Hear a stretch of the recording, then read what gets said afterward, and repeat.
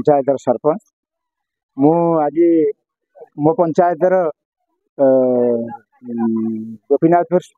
गोपीनाथपुर आश्रम स्कूल जो वार्षिक उत्सव खेल क्रीडार वार्षिक उत्सव से जो वितरण करा जाउची जो आपणकर उपढौकन दि जाउची से उपस्थित रही जे पिला मानकु मु एते शिक्षा देनी जे बापा माँ गुरु गुरुजन एमानकु जी दैनिक पाद स्पर्श कर धूली नौथुव से छुआंकर जीवन निश्चित भाव उज्जवलमय हम आउ एठी जो आश्रम स्कूल एठी गरीब छुआ माने पाठ पढ़ुचंती ये गरीब अनुष्ठान को समस्त नजर पड़ू। मुझे शरद कुमार राउत अवसर प्राप्त गोष्ठी शिक्षा अधिकारी आनंदपुर आज गोपीनाथपुर सरकारी आश्रम विद्यालय वार्षिक उत्सव यह एक मार्ग मुहूर्त परिणत होती जहाँ अन्य विद्यालय तुलन में ये आश्रम विद्यालय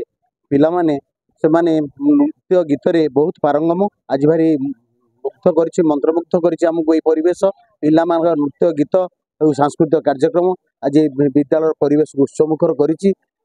आश्रम विद्यालय जो आदिम अध्युषित पिला माने आसंती एटी शिक्षक मान दायित्व बेसी से स्नेह श्रद्धार बांधि रखती जो मैंने कि घर मुआ हमें ये विद्यालय सब प्रकार सुविधा थाए पिला माने एठी रुहती आज भारी खुशी लगुच ये देखुची ये गोपीनाथपुर आश्रम विद्यालय अभिभावक अभिभावक मैंने से बहुमात्रा जोग देती विद्यालय प्रति अकुंड भल श्रीजुक्त मंडल कुमार पंडा यही गोपीनाथपुर आश्रम विद्यालय भारप्राप्त प्रधान शिक्षक आज 21/2/2024 तारीख आज आम विद्यालय वार्षिक उत्सव अनुष्ठित हो जाए जहा हो बहुमूल्य समय आम गहन आज एडीडब्ल्यू सार तथा एडिशनल तहसीलदार मैडम एवं खालामेंटार सरपंच महोदय एवं मुख्य वक्ता भाव आनंदपुर ब्लॉक पूर्वतन बीओ योगदान करते अन्य समस्त मोर शिक्षक बंधु मैंने मत सहयोग करते आमर घसीपुरा तथा केन्दुझर विभिन्न आश्रम स्कूल